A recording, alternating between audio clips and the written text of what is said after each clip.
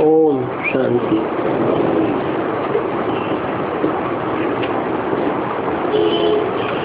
आज का प्रातः क्लास है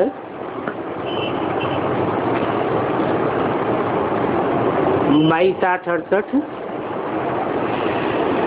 दूसरे पेज के मध्यांत में बात चल रही थी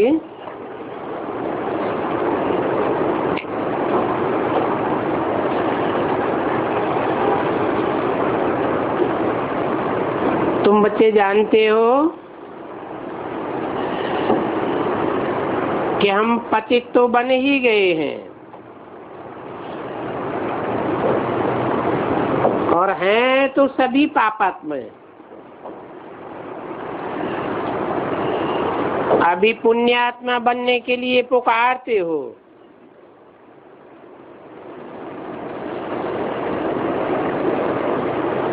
सभी धर्म वालों को घर में मुक्ति धाम में जाना है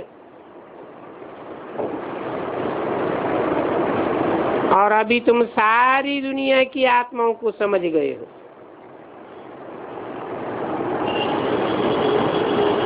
सभी ऊपर में रहते हैं। जब ऊपर में रहते हैं तो पवित्र हैं,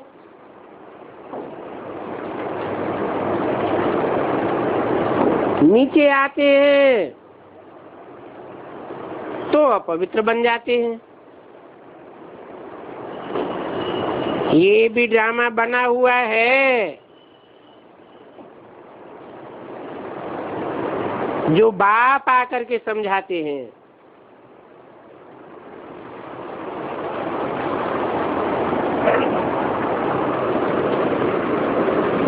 यहाँ जैसी जैसी शूटिंग की है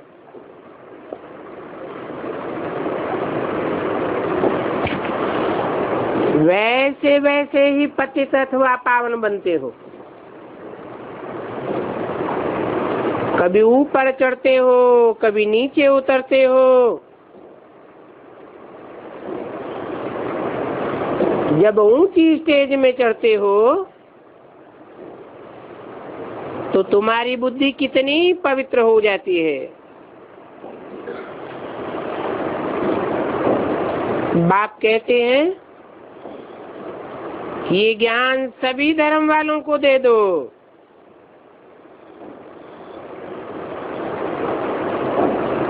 क्योंकि ये सभी धर्म वालों के लिए है।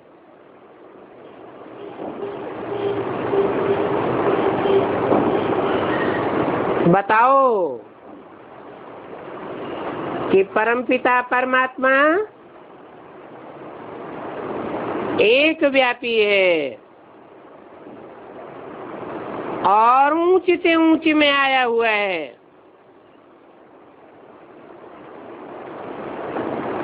ऊंची से ऊंचे बाप जरूर ऊंची से ऊंची में ही प्रवेश करेंगे।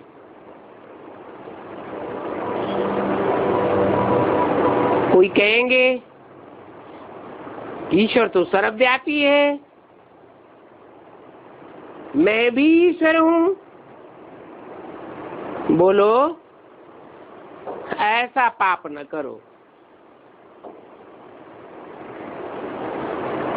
बाबा के पास एक जगह से समाचार आया था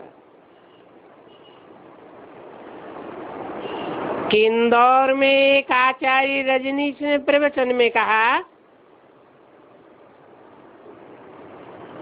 कि मैं आप सबको आत्मा में परमात्मा समझ करके नमस्कार करता हूँ।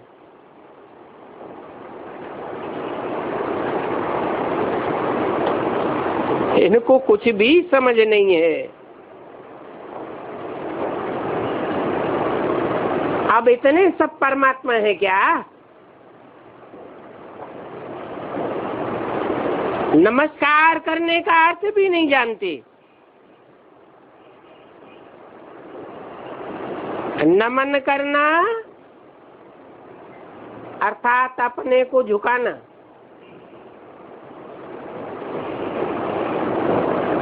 अपनी मन बुद्धि को नीचा समझना और जिसको नमन किया उसकी बुद्धि को ऊंच समझना।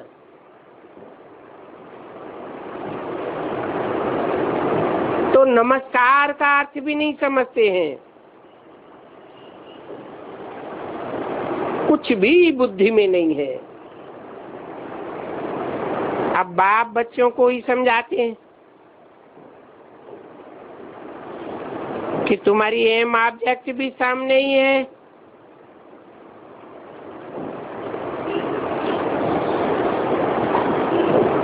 तुम ही तमो प्रधान बने हो, तुम ही सतो प्रधान बनते हो। सतो प्रधान से उतरते उतरते अभी तमो प्रधान बने।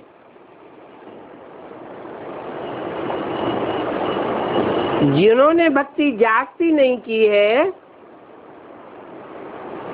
वो यहाँ इस ज्ञान में ज्यादा ठहरते भी नहीं है।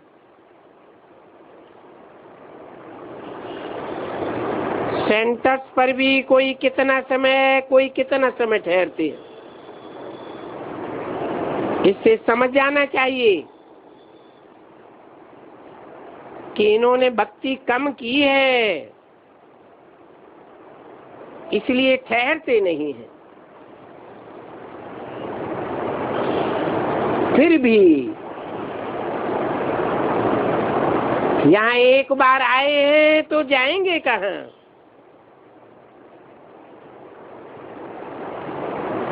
क्योंकि दूसरी दुकान तो कोई है ही नहीं। तो ऐसी क्या युक्ति रचे जो कि मनुष्य जल्दी समझ जावे।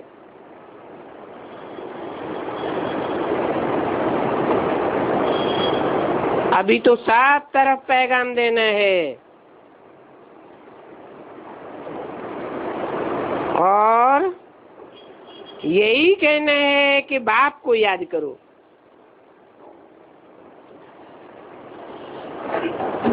परंतु तुम खुद ही पूरा याद नहीं कर सकते हो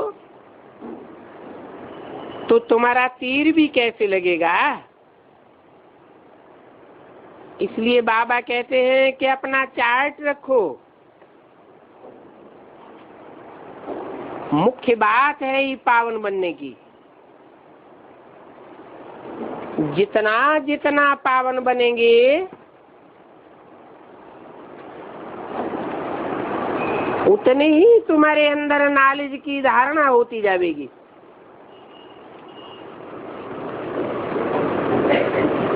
और धारणा ज्यादा जो जास्ती होगी, पवित्र जास्ती बनते जाएंगे तो उसकी निशानी है तुम्हारी खुशी बढ़ती जाएगी।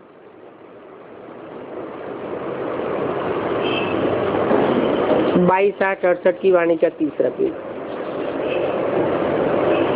और तुम बच्चों को तो बहुत खुशी होनी चाहिए। समझना चाहिए कि हम तो सबका उद्धार करेंगे।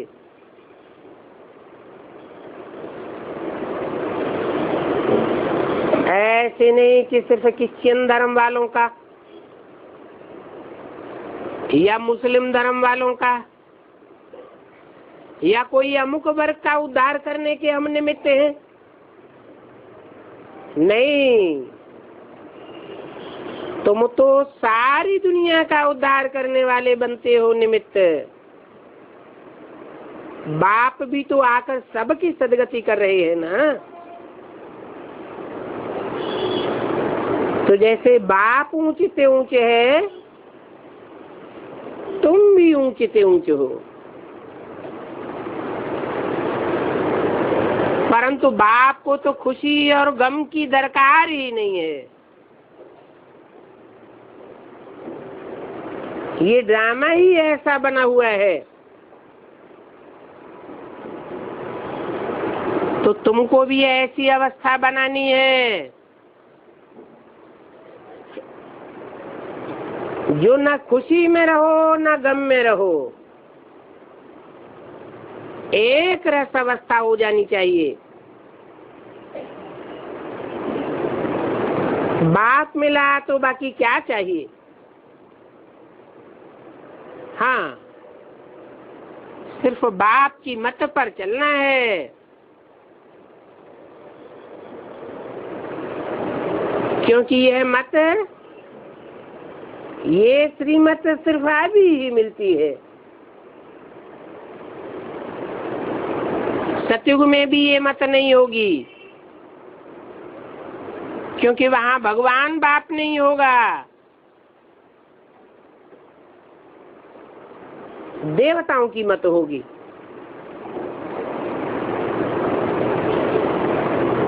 देवताओं में तो ज्ञान होता ही नहीं है। देवताएं तो जैसे कि बुद्धू, और तुम तो बुद्धिमान बाप के बच्चे हो। अभी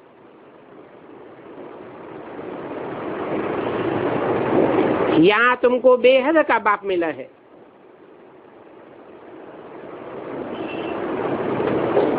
जो बेहद की नॉलेज देते हैं, तो तुमको यहाँ स्वर्ग से भी ज्यादा खुशी होनी चाहिए।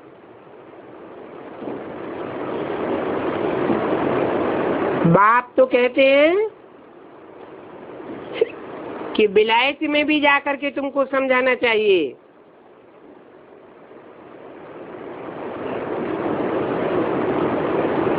सब धर्म वालों पर तुमको तरस पड़ता है।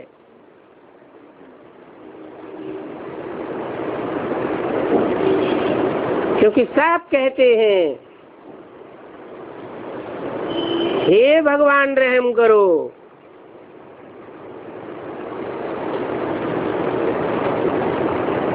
एक टाइम ऐसा आता है कि नास्तिक से नास्तिक आत्मा भी ये कहेगी, भगवान रहम करो, ब्लिस करो, हमको दुख से लिबरेट करो।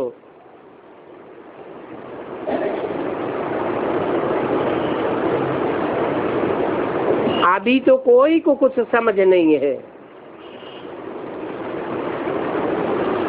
बाप अनेक प्रकार की युक्तियां बताते हैं। सबको ये बताना है कि तुम रावण की जेल में पड़े हुए हो,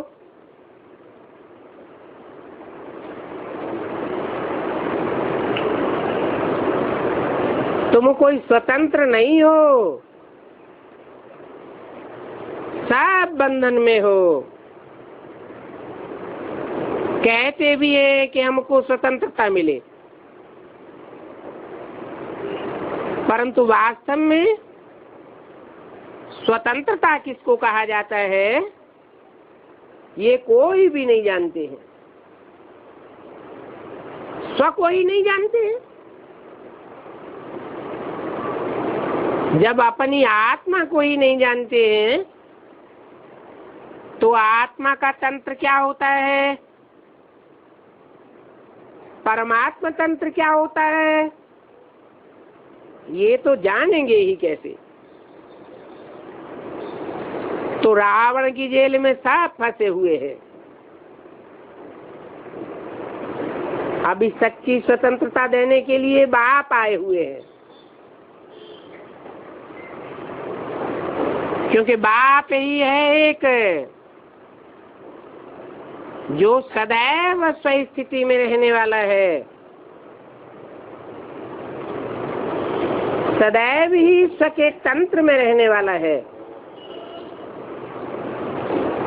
और आत्माएं तो सब परतंत्र हो जाती हैं।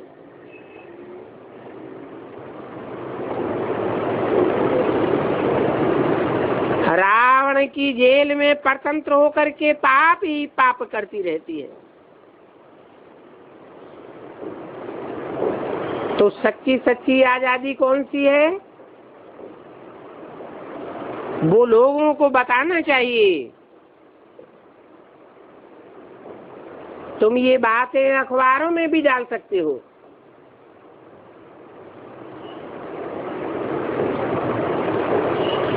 यहाँ रावण के राज्य में आजादी थोड़ी ही है, बहुत शार्ट में लिखना चाहिए। बोलो, तुम कहते हो कि गांधी जी ने हमको स्वतंत्रता दिलाई, परंतु स्वतंत्रता है कहाँ? यहाँ तो सब बंधन में बंधे हुए हैं, सब रावण की जेल में है। आगे चल करके तुम्हारा विलायत में भी आवाज जावेगा।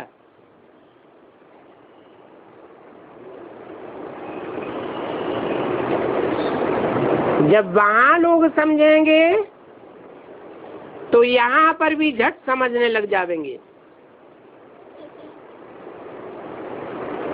अभी तो एक दो के ऊपर कितना गुरूर गुरूर करते रहते हैं। तो ये कोई आजादी हुई क्या? आजादी तो तुमको बाप अभी दे रहे हैं, रावण की जेल से आजाद करते हैं। तुम जानते हो कि वहां तो हम बहुत आजाद, बहुत धनवान होते हैं।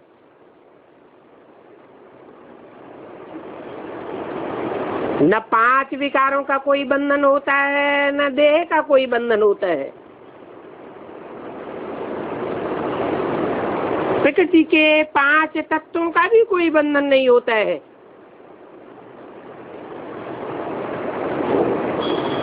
हर आत्मा सात्विक प्रकृति के 5 तत्वों से अपने शरीर का निर्वहन करती है। प्रकृति जैसे कि दासी बन जाती है।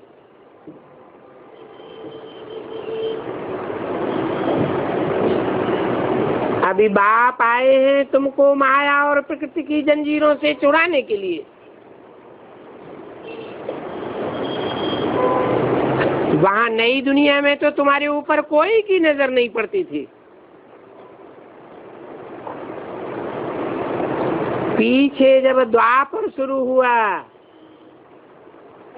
द्वैतवादी युग शुरू हुआ, तो सभी की नजर तुम्हारे ऊपर पड़ने लगी।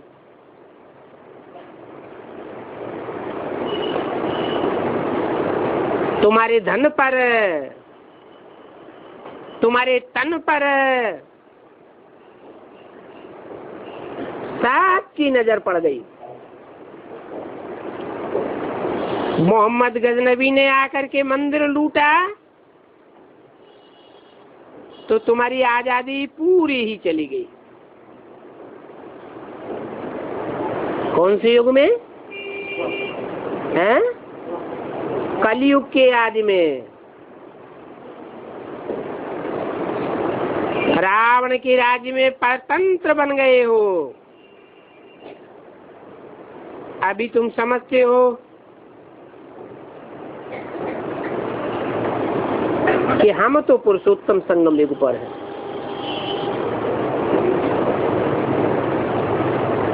न रावण के बंधन में है और न राम के राज्य में है। हाँ, सच्ची सच्ची आजादी को हमने जान लिया है तो पाने का पुरुषार्थ कर रहे हैं। वो तो आजादी को समझते ही नहीं है। तो ये आजादी की बात भी युक्ति से समझानी है। जिन्होंने कल पहले स्वतंत्रता पाई है वो ही ये स्वतंत्रता पावेंगे और इसको मानेंगे। तुम समझाते हो तो कितनी बहस करते हैं, जैसे कि जंगली बुद्धि है, समय टाइम तुम्हारा नष्ट करते रहते हैं। तो तुम्हारी दिल नहीं होती है उनसे बात करने की। अभी बाप आकर तुमको सच्ची स्वतंत्रता देते हैं। तुम जानते हो रावण की परतंत्रता में बहुत दुख है, अपरमापार दुख है। और बाप के राज्य में हम कितने आजाद होते हैं। आजादी उसको कहा जाता है जबकि हम पवित्र देवता बनते हैं, तब हम रावण के राज्य से छूट जाते हैं। इस बात को कोई भी समझते नहीं है।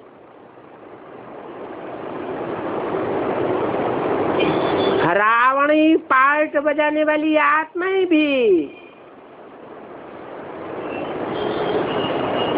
हमारे अंडर में कार्य करती है।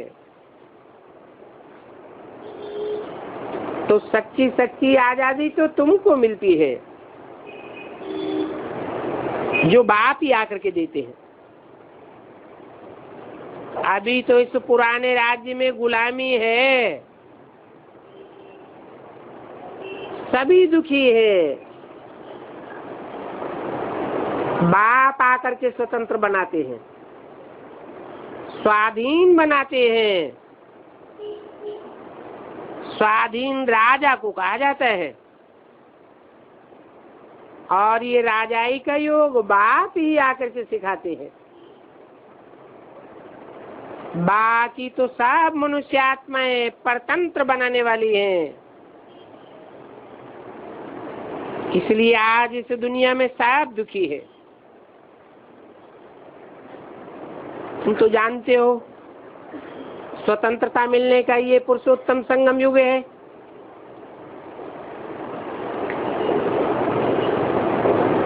पुरुषों में उत्तम उत्तम आत्माएं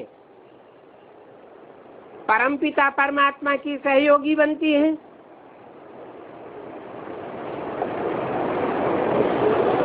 तो तुमको सच्ची सच्ची स्वतंत्रता मिल जाती है।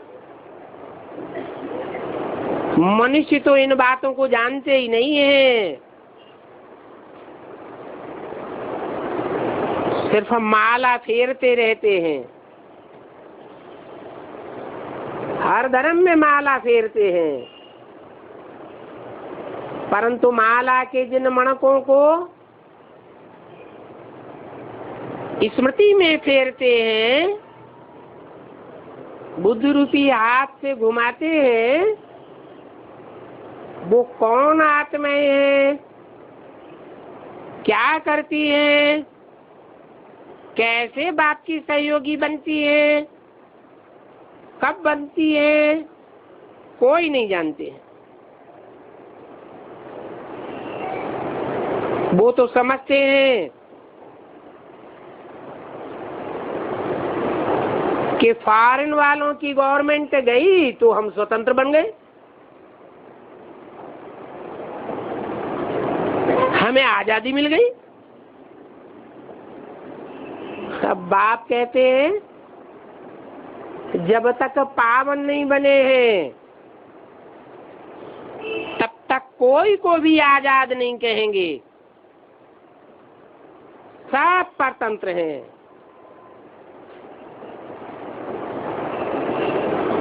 अपवित्र बने हैं, पवित्र बनने का पुरुषार्थ भी नहीं करते हैं, तो फिर जम घंटों की सजाएं खानी पड़ेंगी और पद भी भ्रष्ट हो जाएगा। कितने होते हैं जमघंट? इनको घंट क्यों कहा है?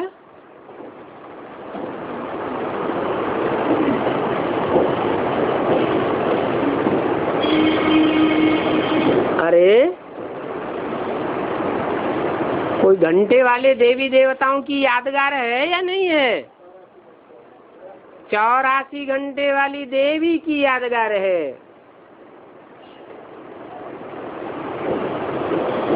12 के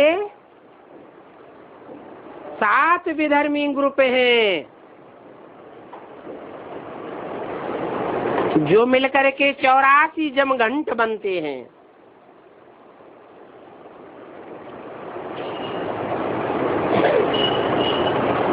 ये देवी के घंटे हैं। जिस देवी के लिए गाया हुआ है असुर संहारिणी,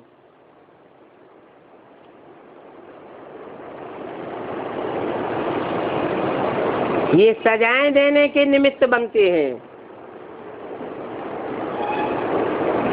जैसे कोई राजा के राज्य में राजा और रानी कोई सजाएं नहीं देते हैं। वास्तव में सजाएं कौन देता है? राजा रानी सजा देते हैं क्या? सूली पर चढ़ाते हैं कोई को? कौन चढ़ाता है? उनको जल्लाद कहा जाता है। कितनी भयंकर रूपरेखा होती है। तो ये 7 विधर्मी ग्रुप हैं जो सजा देने के निमित्त बनते हैं। इनकी जो सजाएं खावेंगे उनके पद भी भ्रष्ट हो जाएंगे।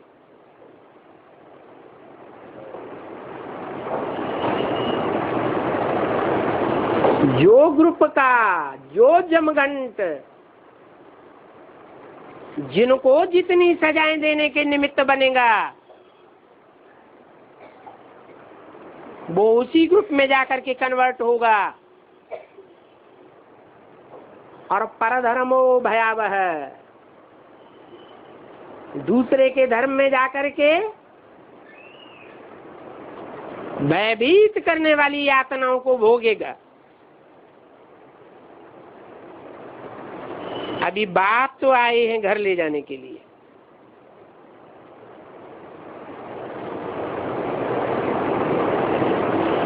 बाप तो प्यार का सागर है। बाप कोई को सजा नहीं देता है। वहां बाप के घर में तो सब आजाद होते हैं। कोई भी किसी के बंधन में नहीं रहता। तो तुम सभी धर्म वालों को समझा सकते हो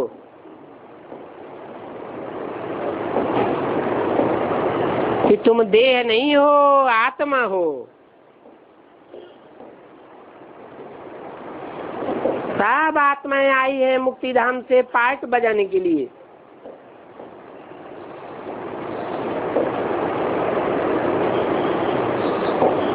मुक्तिधाम से फिर नंबरवार जन्म लेकर के सुखधाम से दुखधाम में आवेंगी।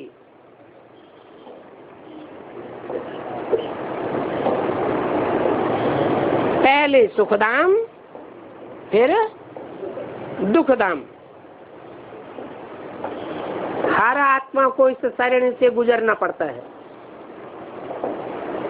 मुक्तिधाम, मुक्तिधाम से सुखधाम, सुखधाम से दुखधाम।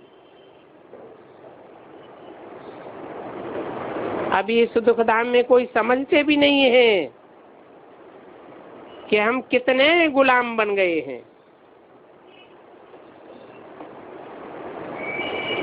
अभी बाप कहते हैं कि तुम तो मेरी संतान हो। मैं तो सदा शिव हूँ, सदैव स्वस्थिति में रहने वाला स्वतंत्र हूँ। तो मेरी संतान भी कैसी होनी चाहिए? स्वतंत्र होनी चाहिए या परतंत्र होनी चाहिए? जैसा बाप वैसे बच्चे होने चाहिए। तो बाप कहते हैं तुम रावण की संतान नहीं हो। मैं तुमको राज्य भाग दे करके गया था। उस समय तुम अपने राज्य में कितने आजाद थे। अब फिर से वहां पर जाने के लिए पावन बनना है। ये पावन बनने की नॉलेज जन्म जन्मांतर के लिए सोर्स ऑफ इनकम बन जाती है। तुम कितने धनवान बन जाते हो। वहां नई दुनिया में तो तुमको पैसों की चिंता ही नहीं होगी, और यहाँ इस दुनिया में तो पैसे नहीं है तो कमाने की कितनी चिंता रहती है। कमाई हो भी जाए तो उसको थमाने की कितनी चिंता रहती है, और थमाई हुई कमाई कहीं चली जाए तो कितनी चिंता बढ़ जाती है। वहां तो तुमको कोई भी पैसों की चिंता नहीं रहेगी। बल गरीब हो तो भी पैसे की कोई चिंता नहीं, सब सुखी रहते हैं। बाकी राजधानी में ऊंच और नीच पद तो होते हैं। जैसे कि कोई परिवार होता है, भारतीय परिवार, देवी देवता सनातन धर्म का प्रायः लोप होने वाला परिवार, ऊंचे से ऊंचे पद भी होते हैं, और छोटे छोटे बच्चे भी होते हैं जिनको सबकी आज्ञा माननी पड़ती है।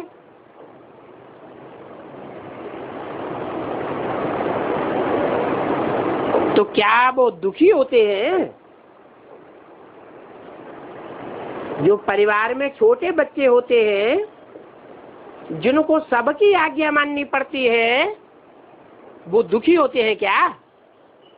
है कि हमारा इतना नीच पद है? नहीं।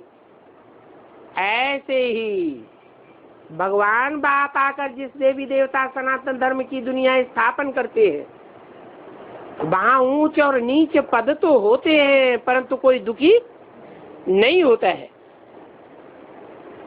सूर्यवंशी राजधानी, चंद्रवंशी राजधानी, उसमें जाने वाले बहुत थोड़े बनेंगे।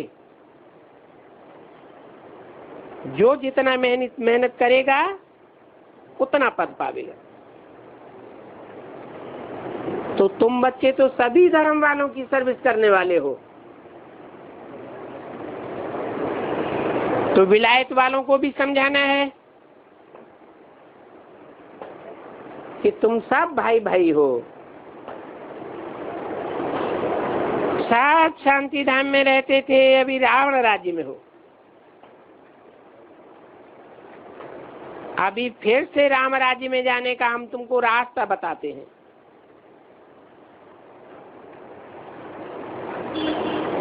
परंतु सब तो राम राज्य में नहीं आवेंगे। कहाँ आवेंगे? सब कहाँ आवेंगे? सब शांति धाम के वासी तो होंगे, लेकिन राम राज्य के वासी नहीं होंगे। बाप कहते हैं फिर भी अपन को आत्मा समझ मुझे याद करो, क्योंकि तुम मुझे लिबरेटर कहते हो। परंतु ये नहीं समझते हैं कि कैसे लिबरेट करते हैं।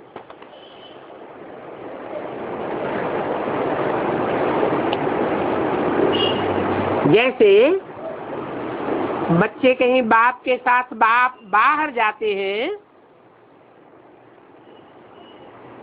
और कहीं पर मुझ पड़ते हैं, तो कहेंगे ना कि बाबा हमें अपने घर ले चलो।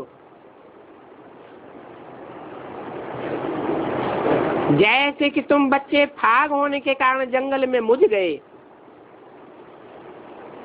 तो रास्ते का पता ही नहीं पड़ा। बाप की उंगली छूट जाती है ना, तो उन बच्चों को कहना पड़े कि हमको रास्ता बताओ। बेहद के बाप को भी कहते हैं कि बाबा अब हमको लिबरेट करो, आप आगे आगे चलो तो हम आपके पीछे पीछे आवेंगे। सिवाय बाप के और तो कोई भी रास्ता नहीं बता सकता। इसलिए जाड़ के चित्र में ऊपर क्या दिखाया है? हैं? दिखाया है कि निराकारी बाप और उसके साथ मनुष्य सृष्टि का साकारी बाप और उसके पीछे पीछे सारे आत्मा रूपी बच्चे फॉलो करते हैं। जो फॉलो नहीं करते हैं उनका माथा कहीं न कहीं टकराता रहता है। कितनी खिटपिट करते हैं। अभी भी देखो कितने तीर्थों पर धक्के खाते रहते हैं।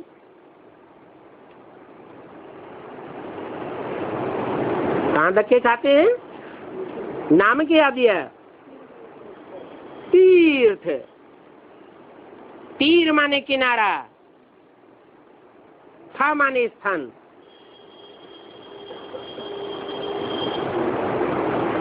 मनुष्यों के बनाए हुए अल्पकाल के तीर्थ हैं। उन्होंने किनारों पर धक्के खाते रहते हैं, परंतु वहां भगवान उन्हें नहीं मिलता है। फिर दूसरे तीर्थों पर भागते हैं, मंदिरों में भागते हैं, मस्जिदों में भागते हैं, गुरुद्वारों में भागते हैं, जन्म जन्मांतर भागते रहते हैं। जब कहीं मिलता ही नहीं है तो उसको ढूंढेंगे भी कहाँ? भगवान क्या चीज होती है वो तो कोई जानते ही नहीं है। क्या कह देते हैं? है? नहीं जानते हैं तो कह देते हैं भगवान तो सर्वव्यापी है। फिर भी यात्रा करते हैं भगवान से मिलने के लिए। अरे यहाँ भगवान कहाँ है? अगर सर्वव्यापी है तो फिर मिलेगा कैसे? कितना अज्ञान है। अब इस घोर अज्ञान अंधेरे में कौन लेकर के आया? कौन आया है? ये रावण कौन? कहेंगे ये गुरु लोग, विद्वान पंडित आचार्य। सर्व का सदगति दाता तो एक ही बाप है। सदगति करते हैं तो आधा कल्प तुम सदगति में रहते हो। तुम क्या? किसको कहा? ये तुम किसको कहा? आधा कल्प तुम सदगति में रहते हो, वो धर्म वाले नहीं।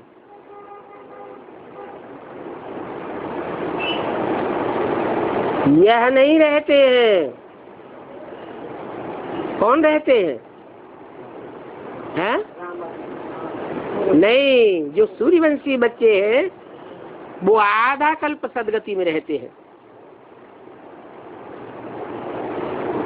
जो पक्के पक्के सूर्यवंशी नहीं है,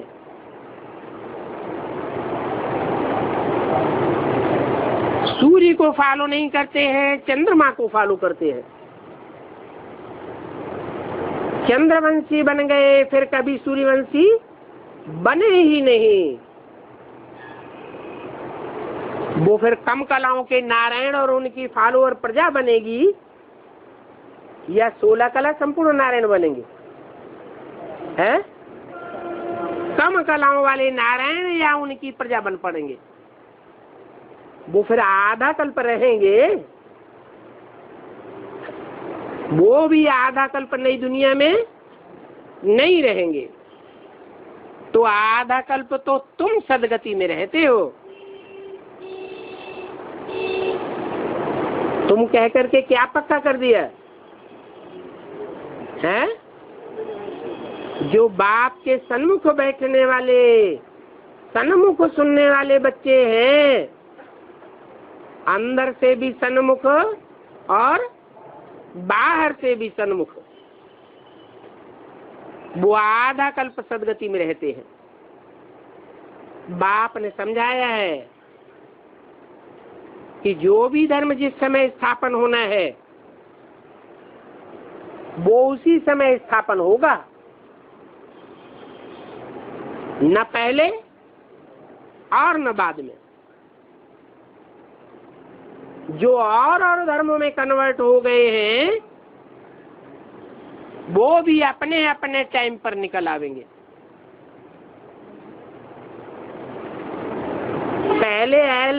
पहले उन धर्मों के सरपरस्त निकलेंगे या फॉलोअर निकलेंगे? हैं? जो सरपरस्त बड़े बड़े हैं वो पहले निकलेंगे। तुम जानते हो कि देवी देवता धर्म में तो अथाह सुख है। मनुष्यों को समझाने में कितनी मेहनत करनी पड़ती है कि अथाह सुख सृष्टि के आदि काल में थे। कितनी मुश्किल से ये बातें समझते हैं। ये तुम्हारा दैवी झाड़ बड़ा जरूर होना है। अभी तो छोटा झाड़ है तो थोड़े पत्ते हैं या ज्यादा हैं? क्यों है थोड़े? क्योंकि छोटे झाड़ को तूफान जास्ती लगते हैं। तूफान जास्ती लगने के कारण झाड़ का पनपना मुश्किल हो जाता है। कितने बच्चे हैं जो चलते चलते गिर पड़ते हैं, फिर भी बाप तो आथत देते हैं। जो एक बार ब्राह्मण बन गया वो अंत में आवेगा, जरूर आवेगा। ब्राह्मण पने का पुरुषार्थ व्यर्थ नहीं जा सकता। एक बार भी अगर ज्ञान सुना तो उनको फल जरूर मिलना है, परंतु पद कम हो जाएगा। क्या है? क्या नियम बताया है? नियम क्या बताया उच्च पद और नीच पद का? है? ज्ञान तो सुने, लेकिन ज्ञान सुनने के बाद फिर जिनका गिरना न हो। अगर गिर पड़ते हैं, छोड़कर चले जाते हैं, तो प्रजापद में चले जाएंगे।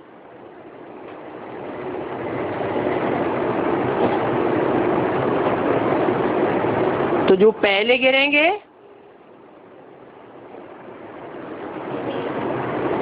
जो पहले पहले छोड़ेंगे, तो उनकी गति क्या होगी? है? उच्च पद पावेंगे या नीच पद पावेंगे? हैं? नीच पद पावेंगे। पहले माने क्या है? आदि में। आदि माने कब है? आदि माने यज्ञ के आरंभ में। अच्छा, अभी तो बोला तुम बच्चे बाप के सन्मुख आकर सुनते हो।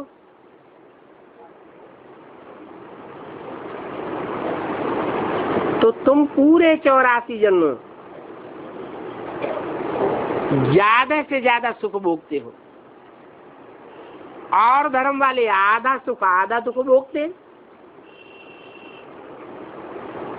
तो आदि में बाप था क्या है? जब बाप की पहचान ही नहीं मिली तो छोड़ने और ग्रहण करने इससे पद क्यों कम हो जाएगा?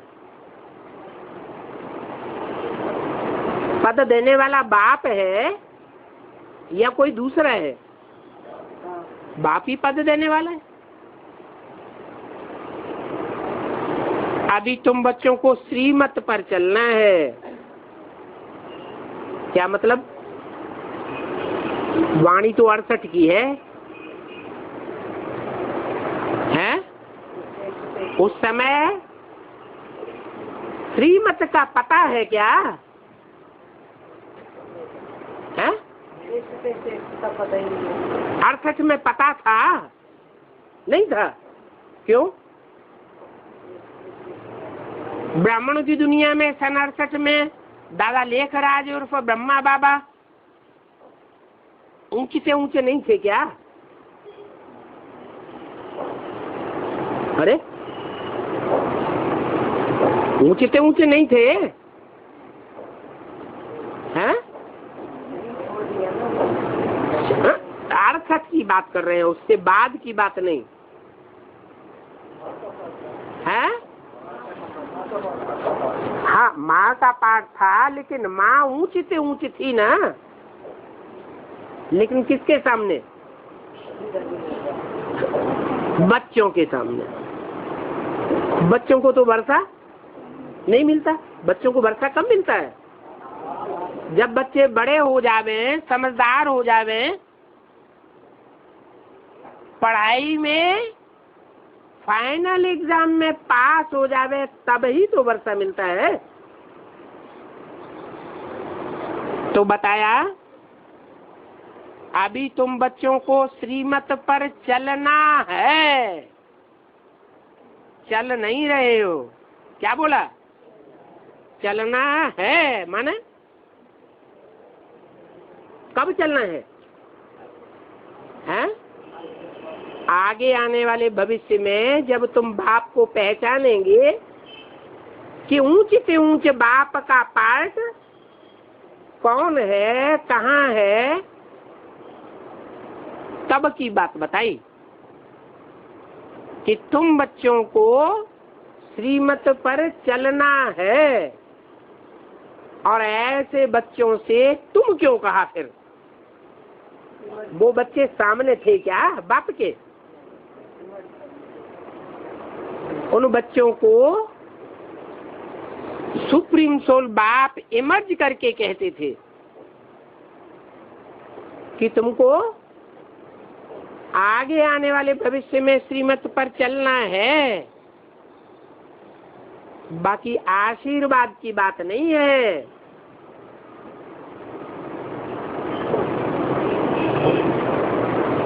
कि वरदान दे देवेंगे, आशीर्वाद दे देवेंगे।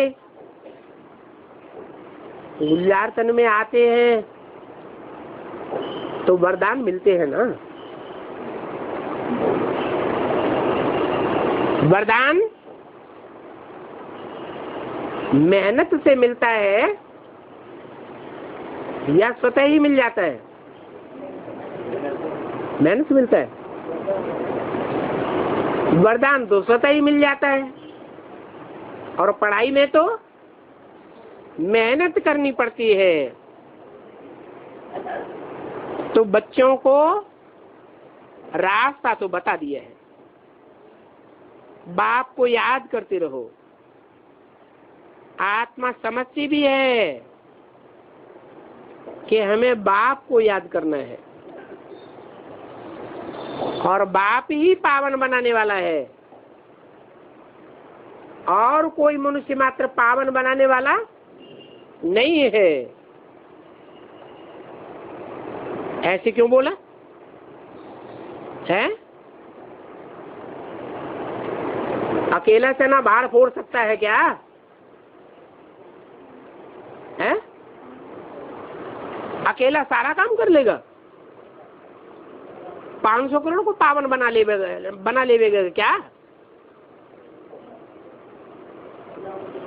है? नहीं। इस कार्य में बाप के बच्चे ही सहयोगी बनते हैं। जो बाप के बच्चे नहीं होते हैं और धर्म पिताओं के प्रभाव में आ जाते हैं, वो बाप की ग्लानि करते हैं। खास इस बात में कि बाप, जिसको ये बाप पतित पावन कहते हैं, वो वास्तव में बाप नहीं है। इसी बात में ग्लानि करते हैं। और तुम बच्चे कैसे सहयोगी बनते हो? तुम बाप की महिमा करते हो और महिमा करने से तुम बाप के सहयोगी बन जाते हो। भगवान बात है ना, क्या है कि माम एकम याद करो, मैं एक ही हूं जो पतितों को पावन बनाने वाला हूं।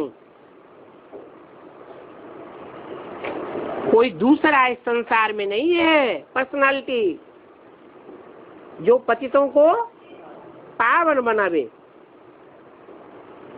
इस बात की गहराई को तुम बच्चे समझते हो,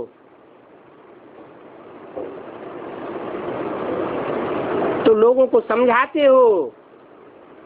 ये भगवान ने बोला है कि माम एकम याद करो। इसमें गच्छा मारने की बात नहीं है। ये साधु संत आदि तो सभी झूठ बोलते रहते हैं। अपन को कहते हैं शिवो हम ब्रह्मास्मि, अर्थात मेरे में भगवान आता है। ये अपन को श्री श्री 108 कहलाए भी नहीं सकते हैं, बनना तो दूर की बात है। भगवान अपन को श्री श्री 108 कहलाने का अधिकारी है। क्यों? क्योंकि भगवान ही है जो 108 श्रेष्ठ आत्माओं को राजपद का जन्म जन्मांतर का वर्षा देता है। वो श्रेष्ठ आत्माएं संसार के हर धर्म में आज भी माला में स्मृति की जाती है। तो मम्मा ने सभी को पत्र लिखा था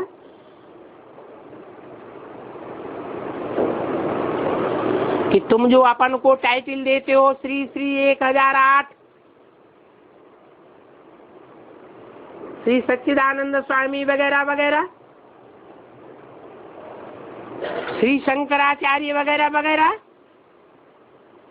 ये तुम्हारे झूठे टाइटल हैं। तुमने कोई भी 108 श्रेष्ठ आत्माओं को श्रेष्ठ नहीं बनाया संसार के सामने, फिर भी तुमने अपने ऊपर टाइटल रखवा लिया श्री श्री 108, श्री श्री 1008। तो ऐसा पत्र लिखने से मम्मा के द्वारा वो और ही अहंकार में आ गए।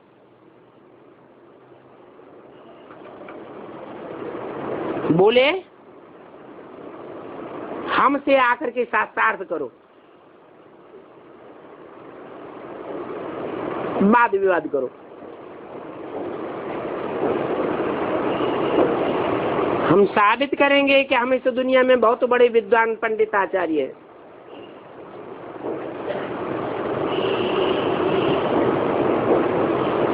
अभी बाप तो तुम बच्चों को बताते हैं कि ये तो शास्त्र आदि पढ़ते पढ़ते बहुत ही नीचे गिर गए हैं। वो तो समझते हैं कि हम मोक्ष को पावेंगे, मोक्ष को पावेंगे अर्थात इस दुनिया से सदैव के लिए मुक्त हो जाएंगे।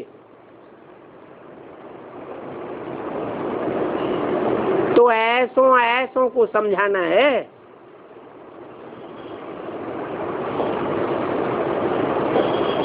जो दुनिया में बहुत बड़े बड़े माने जाते हैं, परंतु ये समझाने देने में जाति तिक तिक नहीं करना है,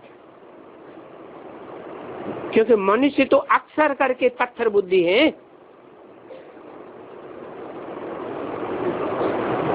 तो पत्थर बुद्धियों को पारस बुद्धि बनाने के लिए बाप तरकीब देते हैं। क्या? पत्थर को पारस बुद्धि बनाने के लिए क्या तरकीब देते हैं कि मुझ बाप को याद करो। क्या? आत्मा जन्म जन्मांतर शरीर के जन्म लेते लेते शरीर को मिट्टी कहा जाता है। ये मिट्टी के पुतले में आत्मा जन्म लेते लेते मिट्टी से पत्थर बुद्धि बन गई।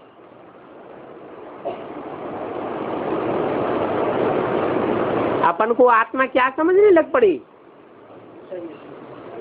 देह अर्थात मिट्टी, और मिट्टी से भी बढ़कर के पत्थर बन गई। अभी बाप कहते हैं कि मुझे याद करो, जो कभी भी देह के संग के रंग में आकर मिट्टी अथवा पत्थर बुद्धि नहीं बनता है। जैसे को याद करेंगे वैसे ही बन जाएंगे।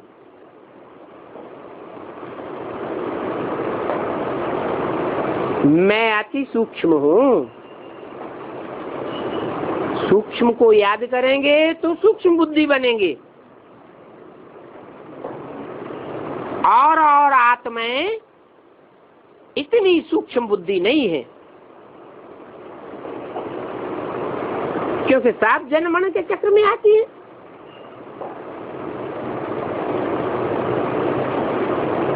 तो मैं ही पतित पावन हूँ।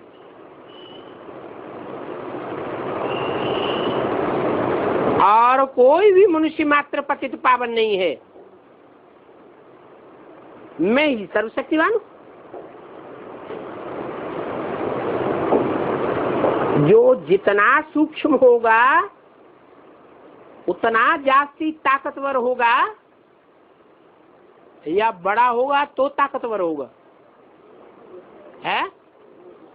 जितना सूक्ष्म बुद्धि होगा उतना ही जास्ती पावरफुल होगा। तो मैं सर्वशक्तिवान हूँ। तुम सन्यासियों को बोल सकते हो कि तुम्हारा तो धर्म ही अलग है। क्या अलग है? क्या धर्म अलग है? हैं? सन्यास धर्म है। सम माने संपूर्ण, न्यास माने त्याग करने वाला। क्या? तुम तो इस दुनिया की हर चीज का त्याग करने वाले धर्म को अपनाने वाले हो। हमारा सन्यास धर्म नहीं है, हमारा तो प्रवृत्ति मार्ग का धर्म है। प्रवृत्ति में हम इस दुनिया को तुच्छ नहीं समझते हैं। हम तो कहते हैं कि ये दुनिया तामसी बनती है हमारे कारण। हम अपन को तामसी से सात्विक बनावेंगे तो दुनिया भी सात्विक बन जाएगी। तो दुनिया त्यागने योग्य नहीं है। दुनिया तो सात्विक दुनिया हमको ग्रहण करने योग्य है।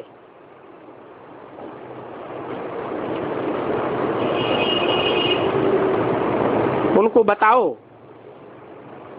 तुम तो शंकराचार्य के फॉलोअर हो। शंकराचार्य तो बाद में आता है। शुरू शुरू में तो जरूर है कि आदि सनातन देवी देवता धर्म होगा। इसलिए शंकराचार्य के फॉलोअर सभी सन्यासी ओम नमो नारायण कहते हैं। तो शंकराचार्य पहले हुआ या नारायण पहले हुआ? नारायण तो सतयुग के आदि में, शंकराचार्य तो कलयुग के आदि में। कलयुग तो कलाहीन युग होता है और सतयुग तो 16 कला संपूर्ण युग होता है। तो बताओ, जब आदि सनातन देवी देवता धर्म था तो नारायण का राज्य था।